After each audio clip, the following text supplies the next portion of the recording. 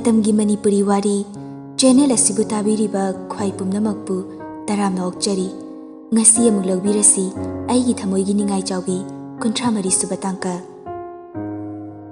leiriba mayam adu khabagi wahai aduda swailawi adubu Helena di noktuna leiri khaba sorama sangna hondoklaga makha taduna hairi chingleiga igagi marakta mabung machalani gi marini leinariba masina taba atopa maridi amata leinajadi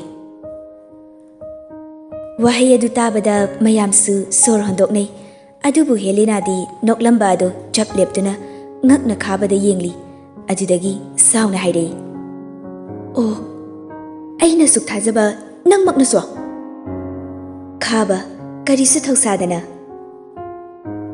ai apangba nati Helena nangi wakhal yaudabagi thabakto aina tawgadabsu nati aduga amana ai nupi angangda chakat chakat tawba hainaba misu nati haiba nang hanadagi su khanglangmani chingsangna marak thattuna hairei mafam asida aduga nangna kamdongna lakliba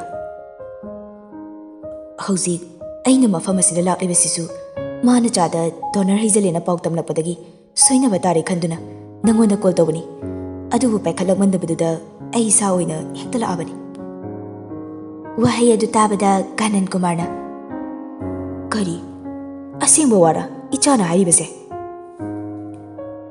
mani baba masi haiduna magi mobile adu lakthoklaga Helena ga magana sanakiba wari adugi call record adu tharei khaba ngasidi aigi ningba thunglani kaibo chengleina lonba chaduda aina tonar heijalama bani e henmanro dudi khangde aidi aigi ningba thungla lore hoi ado ai thamage mamangda sanakiba wari kayadugi call record singa dusu mathang tharakli call record singa du taba loirakpada nangagla ahodi Anjali ni hekta paisilaktuna Helena gi masama du phoirami phoina machinda su hairi Hinjabi nupana pambi dabi nang ta halage Helena su makut halei Kanan Kumar tapna hairi nupa ai kho yawbadi phajadre hausu haunadi aduna hei mawani nakhoi ani su ase khara phuruso baba mira abadi phajadi gate ase ngehekta lonsilukige masi hairamduna Kanan Kumar hogalaga thokri luhen bana amu foro aisu changi he masi haiduna luhen basu hogattuna changkri jingsang jingleidon sinduna nungsina no fet tawraga hairei hey angang macha mina dinga manganugo masi haiduna khabada muk ansinduna hairaklami itaw mathak toina leirose marup ani dusu haunaduna mathakta kakri Anjali gi Helena ga su kanne hekta foinari sunanda su sangsilaktuna Anjali bu khamdei Anjalina ma khamakano masigi hingsabi se ai pian amta phuge hei nathandana phuba yabro nang amu aswaida ngai potharucho ima amu phuge mama na dumna hairakpa duda Anjali su phathandokiduna sauna mathakta kakhatki Helena Anjali na phoirambagi masamadusu ipa phari Sunanda tapna hairi Helena nangse icha inaugumna luna khanbani adubu asigumba wakhal yaudabagi thabagase nangmangna torakani haibadi khalludabani Helena mamit aduna Sunanda da khana yengduna hairi noi aina kedorak yengo handakti Sunanda taptharambadagi phingalaktuna Helena gi masamadu tapairaga chingkhattuna hairi aindadi ingna tapna wari sage khanbani adubu yam pharoi dori nangdine pura mahik oirami Helena su danja du lauraga Sunandagi makhori tamna lamlaklaga melai aduga saptra maga loina hairaklami nang hauji hatopi batare ngasaidagi tumina yengdun leiramba chinglaisu handakti satpai silaktuna Helena gi khurai aduda safu kana makhongna kausilai chinglaina adumne he kausilakpadudadi Helena su China na henkibana Sunandagi khaurida metlamba makut adu khangtha thadoktuna makhada famthaduna kausilaiba mapadu makutna paisinduna lei Sunandasu sor sangna sangna hondoi. Jenglei Helena gi mamangda tapna famtharaktuna hairei. Kaigino nangna dugyamna wakal yaudridubo. Aina si tawrabadi mina kari tawrakani kaise amata khangdrabo. Nang khaktaro nakhongna khutpalisibo. Aina su hana haigidro.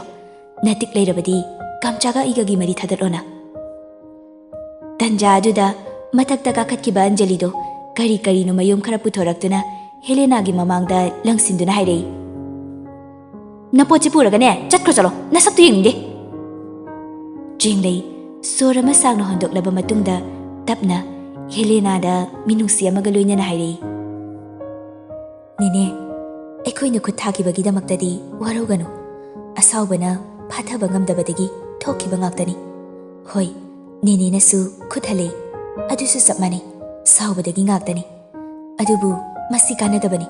ꯍꯛꯆꯥꯡꯗ ꯐꯥꯎꯕ ꯆꯩꯅꯥꯗꯤ ꯅꯣꯡꯃ ꯁꯣꯏꯗꯅ ꯐꯔꯛꯀꯅꯤ. ꯃꯇꯝ ꯑꯗꯨꯗ ꯊꯣꯛꯈꯤꯕ ꯊꯧꯗꯣꯛ ꯄꯨꯝꯕ ꯀꯥꯎꯊꯣꯛꯈꯤꯅꯤ. ꯑꯗꯨꯒ ꯋꯥꯍꯩꯅ ꯉꯥꯡꯂꯛꯄ ꯃꯇꯝꯗ ꯊꯃꯣꯏꯗ ꯐꯥꯎꯈꯤꯕ ꯆꯩꯅꯥ ꯑꯗꯨꯗꯤ ꯀꯩꯗꯧꯅꯨꯡꯗ ꯀꯣꯛꯂꯣꯏ. ꯋꯥꯈꯜ ꯃꯥꯅ ꯅꯤꯡꯁꯤꯡꯗꯨꯅꯇ ꯂꯩꯒꯅꯤ. Helena khumde mamai nontaduna leiri. Jenglaisu makha taduna hairei. Nenena tawribasing asigi hairabadi police ta piraga warakhanba yabani. Adubu izat haiba ma leirise masi khalaga aikoi tumina leisinbani. Adu hauzikti wakal taro phattaba wakal khalanu. Lemhauriba punsi matek asidi afaba wakal khanduna leibiyo. Masi haiduna Helena gi fariba masamsing ado tapna nanthabiduna semjinbirei. Sunandasu kamada changkraga first aid box adu puthoraktuna makoina phubada khara khajik soklibasing ado tapna hidak daibirei. Anjalisu ising glass ama puraktuna Helena da pirei. Helena haujiktada mapi sintharei ikaibasu phawri tasingna machilduna ai lankre haina phaw haijaba ngamdre. Tanja aduda imungdugi nupasing ado mafam aduda loina changnarei. Kanan Kumar tapna hairei.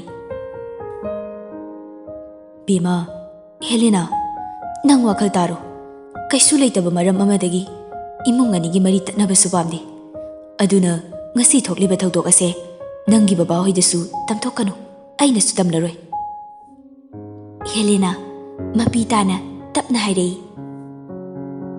Baba, nacha yamna lankre. Nganbu ai khakki oininglubana phattaba thabak kayasu aina tawkhre. Pumnamakki mafamda ai tasingna lankre. Lalurabadi lankre haina haiba ngamlibado madumuk phaba leite. Ipana nangbu thagatli. Helena khabada muk ansinduna hairei. Khaba nangi pukjelbusu aina thagatle. Nupibu ijat wangna thambagidamak. Aduga nganbusu aina kale. Tasingna ai kale. Nungsibabu ilumna khanduna aina hanjin hanjin higaiwa kaya kamduna su ngana chenglegi damakta chapyungna lepkibana aina karisu tawba ngamkidabani ai maithi hobani. Tapna chenglegi makutta paiduna amuk hairei.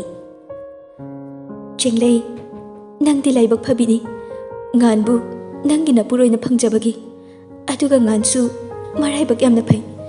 Angang oijarabasu wakal leibi nangbu magi punsi khongloina phangjabagi. Chingsang nokfe tawraga nangna wakal tarakpasimu nungaiba leitre. Khabasu yaksilei.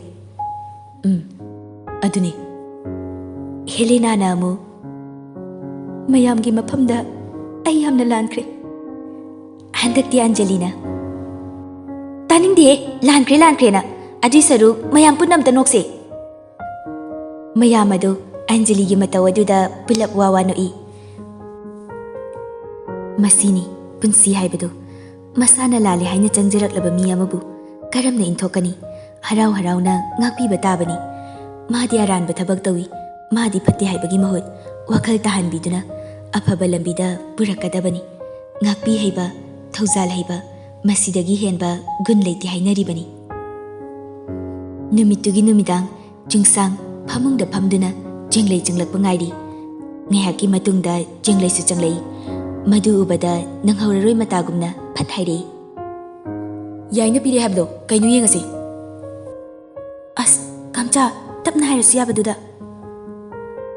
Ngasai ayuksu yengse haraga lan tawdana yengdre. Yareba.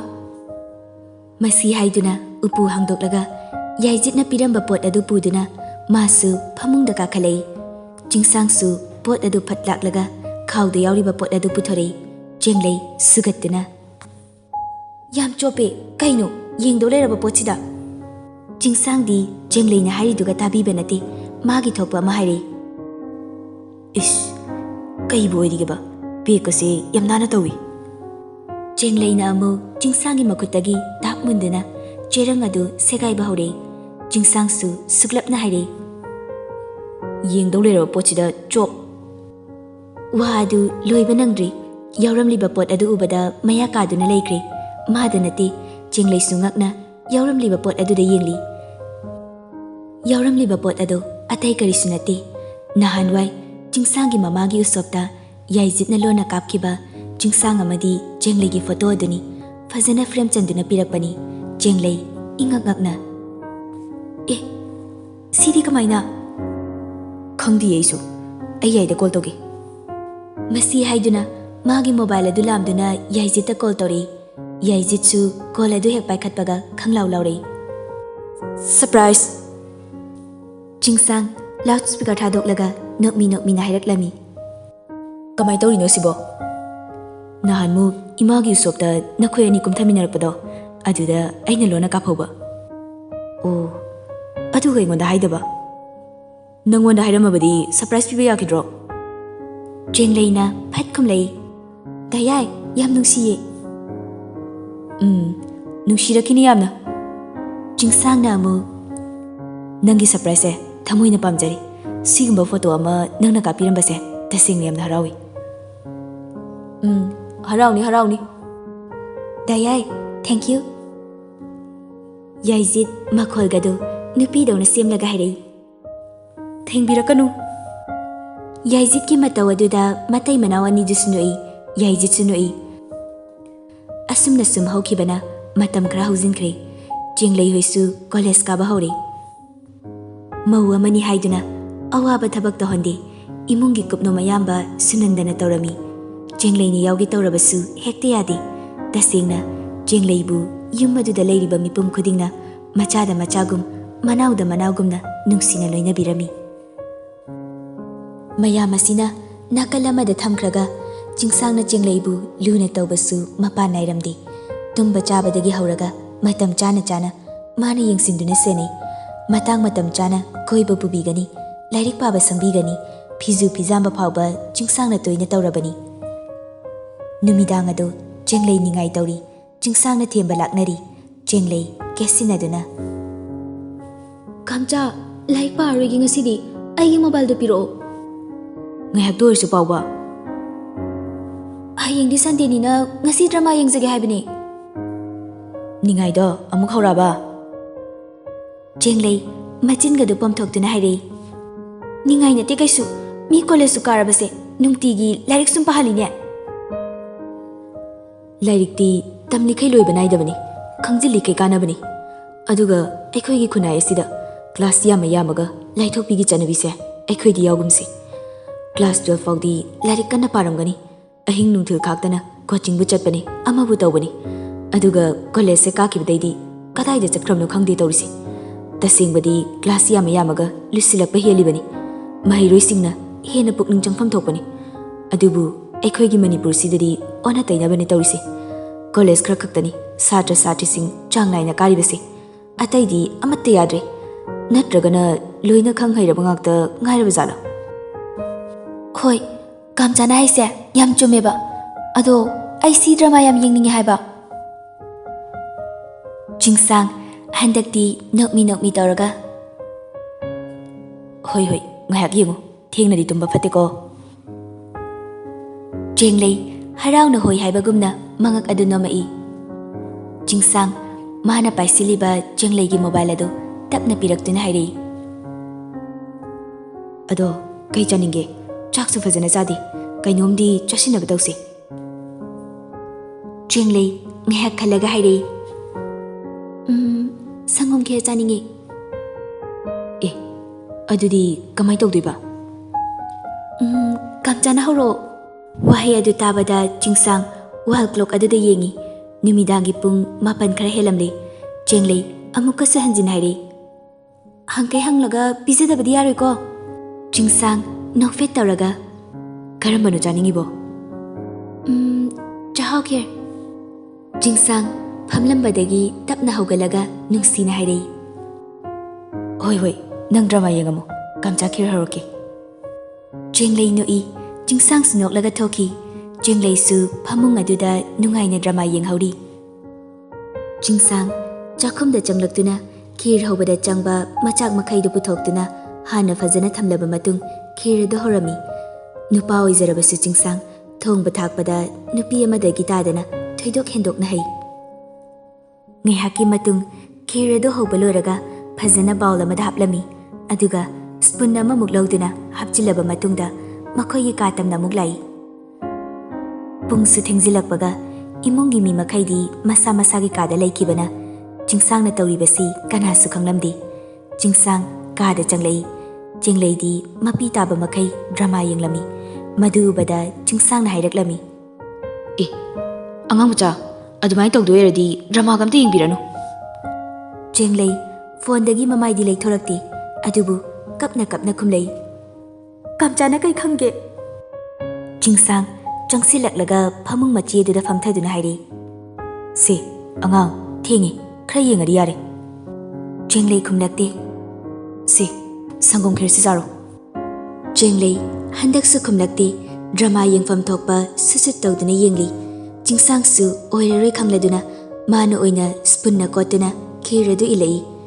Jenglei su handakti maya kathokduna mapuroibana ilakliba khiradu charami.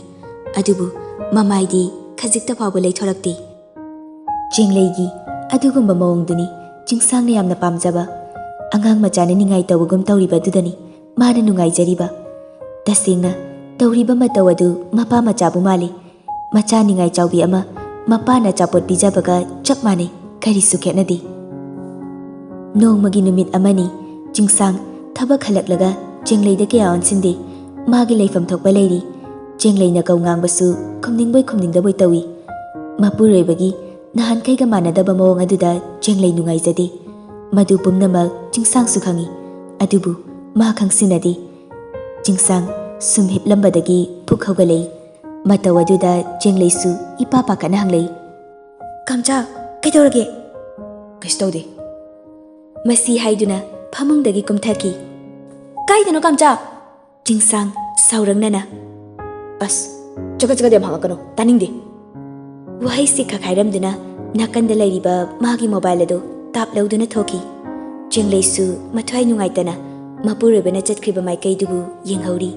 Adudagi tapna kumthaduna masu mapuroibagi matung inagi haina tholakpani. Adubu thong adu mapandagi lok tawramde. Thongga lok tawramba aduda Jenglei su kapai kapna su solei. Kaino Kamchana tawrisibo? Nahan kaiga manadaba ngakta. Aina kaubusu phajana khumde. Ma yam phatte haisini. Jenglei kapna phamungda mu kakhatuna hipkhre. Kagi mapanda lairiba Chingsang su magi nupina kappaga haijaba wa pumnamak tarami. Adubu karisu hairamdana thangnaba ka aduda changki. Jenglei wakhal nungaita tumthakirami. Chingsang su somda pung 12 taba ngairi. Ningthamtha oibaga ingsu khara ingi. Phamungda nungaina tumgadaba matam aduda Jengleigidama sofa aduda famduna leiri. Ngihaki matung pung 12 tagadaba minute 10 rom ngairaba kanda mana ngasai thabak khalakpada leirakpa potsing adu puduna kada changlei. Kada hek changlakpaga kagi mai adu muthali. Aduga phone gi flashlight adu thanduna purakliba pot adu mafam chana thami. Tapna amu cake box adu hangdoklaga cake tuda candle yungsinduna mai chamkhatli. Thalamba phone gi flashlight tu sumuthali. Pungsu 12 tari. Chingsang tapna kangkhal adu haidoklaga Jengleigi masanomduna haudai. Angang macha. Jenglei su uiri khumlei. Se amta hogalo. Kaigino mi tumninga kansida. Chingsang nokmi tawraga isai saglai. Happy birthday to you. Happy birthday to you.